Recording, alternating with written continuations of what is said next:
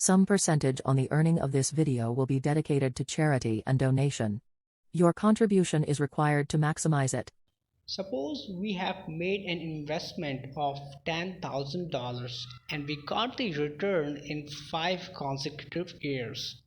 That is, in 2028 we got 4,000, and 2019 we got 2,000, and 2020 we got 1,000, and 21 we got 2,000, and in 2022 we got only 1,500.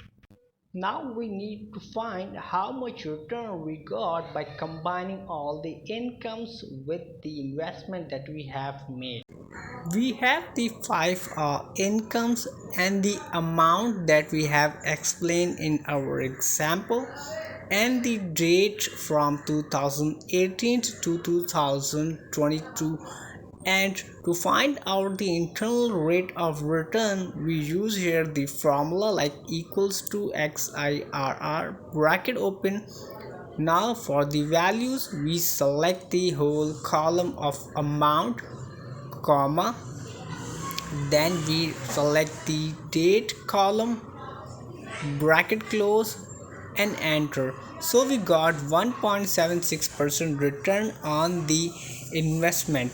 And for suppose if we change the value to 4,000, so we got the increased return. This is how we can calculate the internal rate of return in Excel by using the formula.